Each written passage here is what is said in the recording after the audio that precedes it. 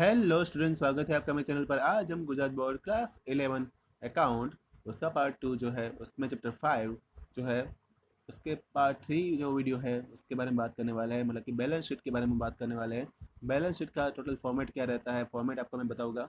Format बताने के बाद हाँ, मैं आपको इलस्ट्रेशन 4 इलस्ट्रेशन 4 जो है वो मोस्टली उसकी तरह का सम जो है वो 11 मार्क्स का एग्जाम में देखने को मिलेगा, 100% आने वाला ही है। तो ये सम हम इसी वीडियो में देखने वाले। ओके, तो डायरेक्टली हम स्टार्ट करते हैं। बैलेंस शीट का जो फॉर्मेट है, trading and loss account, profit and loss account का जो फॉर्मेट है वो तो सिंपल ही रहता है, लेकिन बैलेंस शीट के अंदर मैं आपको यहाँ पे दिखा देता हूँ कि किस तरह से उसमें हम बैलेंस शीट बनाते हैं। तो पहले तो लाइबिलिटीज़ और जो एसेट्स है हम उसमें लिखने वाले हैं। जो यहाँ पे क्रेडिट एंड डेबिट हम नहीं लिखेंगे, एक बात याद रखना है। उसमें हमें बैलेंस शीट में लाइबिलिटीज़ एंड एसेट्स हमें लिखनी होती है। लाइबिलिटीज़ के अंदर जो है कैपिटल जितना भी हमारा वो होता है उसमें जितना प्रॉफिट आएगा, नेट प्रॉफिट जो मिलेगा वो प्लस कर देंगे। ड्राइंग अकाउंट अगर दिया है तो माइनस कर देंगे। फिर हम उसमें नॉन करंट लाइबिलिटीज़ जितनी भी होती है, फिर करंट लाइबिलिटीज़ जितनी भी होती है वो हम उसमें बताने वाले हैं। तो ये फॉर्मेट था उसका लेफ्ट साइड। अब बात करते हैं राइट साइड के बारे में। तो राइट साइड में आता है एसेट्स। एसेट्स में हम नॉन करंट एसेट्स के बारे में बात करेंगे। ठीक है, नॉन करंट एसेट्स के बारे में टोटल बात करने वाले हैं। फिर नेक्स्ट उसमें आता है करंट एसेट्स। करंट एसेट्स क्या है उसके बारे में बात करेंगे। तो वो दो चीज़ें हमें यहाँ पे शो करनी पड़ेगी एसेट्स के अंदर। ओके, तो यहाँ पे बैलेंस शीट का ये हो गया फॉर्मेट। अब देखो, इसमें ये भी मैं बता देता हूँ कि जो लाइबिलिटीज़ थी उसमें नॉन करंट लाइबिलिटीज़ में क्या क्या लिखना होता है। तो बैंक लोन, तो यहाँ पे उसके टॉपिक दिए हुए हैं। बैंक लोन है, अदर फाइनेंशियल इंस्टीट्यूशन लोन है, फिक्स डिपॉजिट है, loan taken from the friends and relatives, ये सब कुछ हम नॉन करंट लाइबिलिटीज़ में लिखेंगे। करंट लाइबिलिटीज़ हमारी क्या होती है, तो bank overdraft, sundry creditor, bill payables, outstanding expense, income received in advance, workman profit sharing fund, फिर provision on taxes and provision on fund, ये जो भी चीज़ नीचे लिखी हुई वो सब कुछ हमें लाइबिलिटीज़ में लिखनी होती है। फिर नेक्स्ट जो है वो नॉन करंट एसेट्स। एसेट्स के अंदर भी दो पार्ट जो थे, non current assets and current assets. तो नॉन करंट एसेट्स के अंदर में फिक्स एसेट जितनी भी अपनी है, land, building, machineries, furnitures, fashion, trademark, copyright, livestock, vehicle, loose tools, government securities, investment in share, debentures, ये सब कुछ इसमें रखेंगे। करंट एसेट्स में हम हमारा मोस्टली जो बात आती है क्लोजिंग स्टॉक लिखा ही होगा। तो क्लोजिंग स्टॉक, सन्ड्री डिबेटर्स दिए है तो sundry debtors, cash balance, bank balance दिया ही होगा। ठीक है, और इनकम रिसीवेबल है तो हमें वो लिखना पड़ेगा। कभी कभी इनकम लिखते हैं वो लोग, इनकम नहीं बताते हैं। उसका मतलब ये होता है कि इनकम डेबिट साइड होगी तो वो जो है वो रिसीवेबल में आएगी, और क्रेडिट साइड होगी वो पेएबल में आएगी। ठीक है, तो वो बात हमें याद रखनी। इनकम पेएबल और इनकम रिसीवेबल, ये दोनों चीज़ हमें याद रखनी है। फिर नेक्स्ट उसमें क्या लिखेंगे, लोन जो ली है, लोन लैंड पे ली थी, loan given to the employees, advance paid on purchase, expense paid in advance, ये सब बातें उसमें लिखने वाले हैं। एक्सपेंस एंड रिटर्न ऑफ, वो भी बहुत सारी चीज़ें हैं तो उसमें वो हम एसेट्स में लिखेंगे। ओके, तो ये थी उसका बैलेंस शीट का फॉर्मेट। फिर यहाँ पे एक अच्छा एक इम्पोर्टेंट टॉपिक आ रहा है, ट्रायल बैलेंस और बैलेंस शीट में क्या फ़र्क होता है, उसके बारे में बात करेंगे। तो ट्रायल बैलेंस और बैलेंस शीट में जो फ़र्क होता है उसकी यहाँ पे बात की गई है। मीनिंग पहले तो होता है ट्रायल बैलेंस का, तो उसमें डेबिट एंड क्रेडिट बैलेंस जो है अकाउंट का उसको शो करने का स्टेटमेंट जो होता है उसको बोलते हैं ट्रायल बैलेंस। ठीक है, बैलेंस शीट जो है वो फाइनेंशियल पोजीशन में बिजनेस की क्या रहने वाली है वो उसके जो स्टेटमेंट होते हैं उसको बोलते हैं बैलेंस शीट।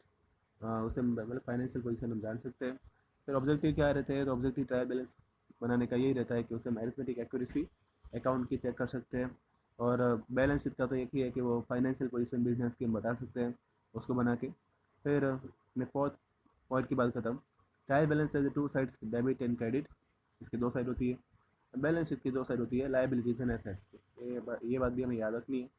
फिर नेसेसरी क्या है, ट्रायल बैलेंस कंपलसरी नहीं होती है, लेकिन जो बैलेंस शीट बनाना वो एसेंशियल है कंपनी के लिए, मतलब उसके लिए कंपनी की बैलेंस शीट होनी ज़रूरी है। बैलेंस शीट से टोटली बिजनेस कहाँ पे हो रहा है उसके बारे में आइडिया आता है। अब आ रहा है लेसन 4। तो इसमें लिखा हुआ है prepare annual account of Kripa from her trial balance as on 31 मार्च 2015। ये उसका ट्रायल बैलेंस दिया हुआ था, उसके ऊपर से हमें उसकी बैलेंस शीट मतलब एनुअल अकाउंट बनाना है। एनुअल अकाउंट बनाना मतलब 3 अलग अलग टाइप के अकाउंट बनाने हैं। उससे पहले हम बनाएंगे ट्रेडिंग अकाउंट, मतलब टी लिख देता हूँ। फिर दूसरा बनाएंगे प्रॉफिट एंड लॉस अकाउंट, मतलब पी लिख देता हूँ। और फिर हम बनाएंगे बैलेंस शीट, तो उसका क्या लिख देता हूँ, बी लिख देता हूँ। ठीक है, तो ये तीनों अकाउंट हम बनाने वाले हैं। सबसे पहले हम बनाएंगे ट्रेडिंग अकाउंट। तो ट्रेडिंग अकाउंट यहाँ पे दिया हुआ है, उसमें क्या क्या चीज़ें लिखने वाले हैं। तो पहले तो सेल्स एंड सेल्स रिटर्न को ढूंढते हैं, ठीक है, क्योंकि वो क्रेडिट अकाउंट में राइट साइड में क्लियर और क्रेडिट में एंट्री में वही लिखा जाएगा।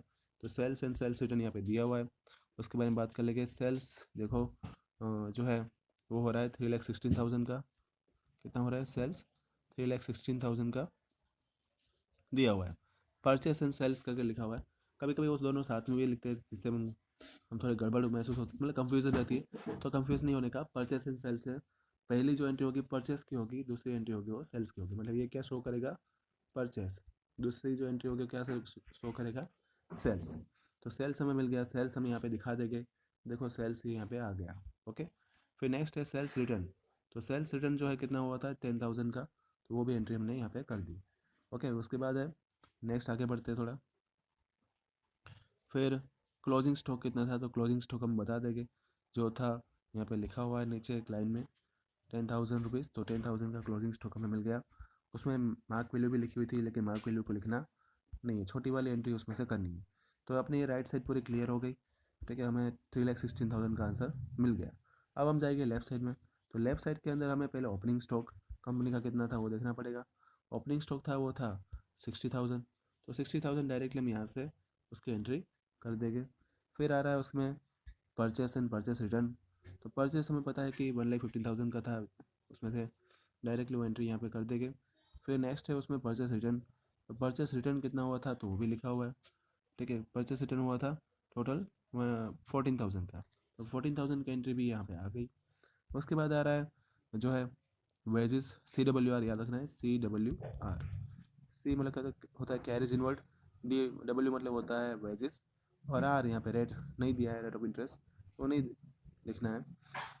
तो वेजेस तक ही लिखना पड़ेगा, क्योंकि हमें रेट इसमें नहीं लिखा है, ठीक है। तो टोटल इसकी एंट्री हो गई, और वो हमें 3,16,000 मतलब कि इसमें आगे बढ़ते हैं।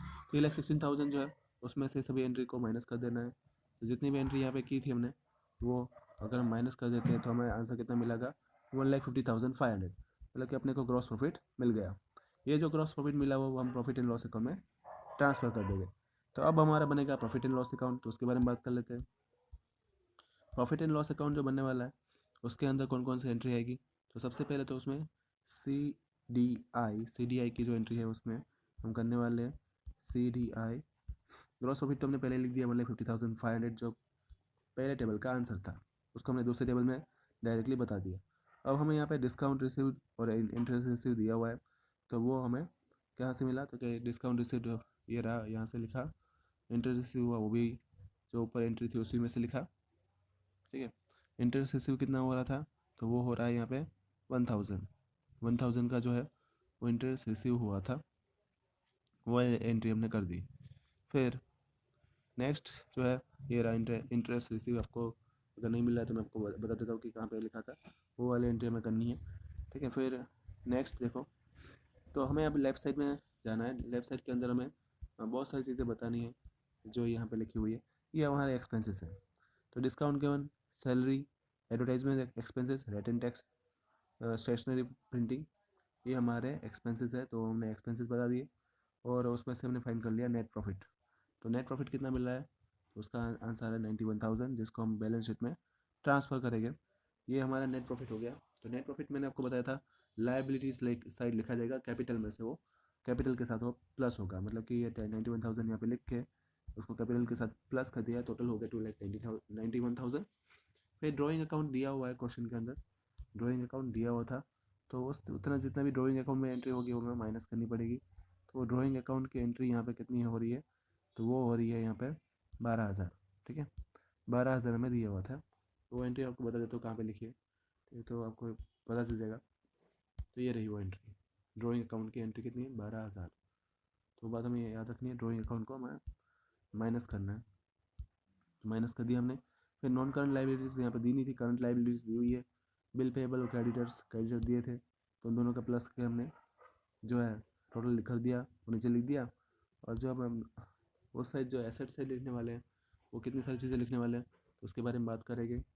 नॉन करंट एसेट्स में बिल्डिंग मशीनरी और फर्नीचर एंड फिटिंग्स, मतलब BMF उसको बोलते हैं शॉर्ट फॉर्म में। क्या बोलते हैं? BMF। बी मतलब बिल्डिंग, एम मतलब मशीनरी, और फिर दूसरा एफ मतलब फर्नीचर। तो ये सभी उसमें हम लिखेंगे। करंट एसेट जो है, करंट एसेट्स में हमें क्या क्या बताना है, तो जो हमारा एक साल में जो चीज़ खत्म हो जाती है वो हमारी करंट एसेट होती है। तो कैश ऑन हैंड हमारा करंट एसेट है। फिर बैंक बैलेंस, फिर बिल रिसीवेबल जितना हुआ था, डेप्टर्स अपने थे, वो क्लोजिंग स्टॉक जितना था, वो सब कुछ हमें उसका टोटल कर देंगे। तो टोटल मिल रहा है 3,45,000, और यहाँ पे भी टोटल किया तो कितना मिला, 3,45,000। मतलब कि अपनी बैलेंस शीट पूरी सही है।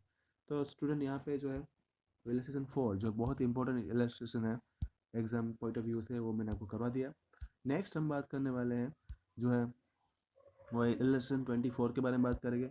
बीच में जितने भी एडजस्टमेंट के ये इलस्ट्रेशन दिए हुए हैं ना, जो 6 से स्टार्ट हो रहे हैं, 6, 7, 8, 9, 10, वो सभी एडजस्टमेंट एंट्री के ट्रायल बैलेंस के समय। तो हम एडजस्टमेंट एंट्री आपको देखने को मिलेगी डेबिट साइड, और क्या होगा, एक उसके इफेक्ट जो है trading and profit and loss account में करनी होती है, और दूसरी एक इफेक्ट जो है वो बैलेंस शीट में बतानी होती है। कोई कोई अकाउंट ऐसे भी होते हैं जिसके इफेक्ट जो है वो किसी एक में ही बतानी होती है। तो उसकी पूरी डिस्कशन जो है वो पार्ट 4 में करेंगे, तो वो उसको देखना मत भूलना।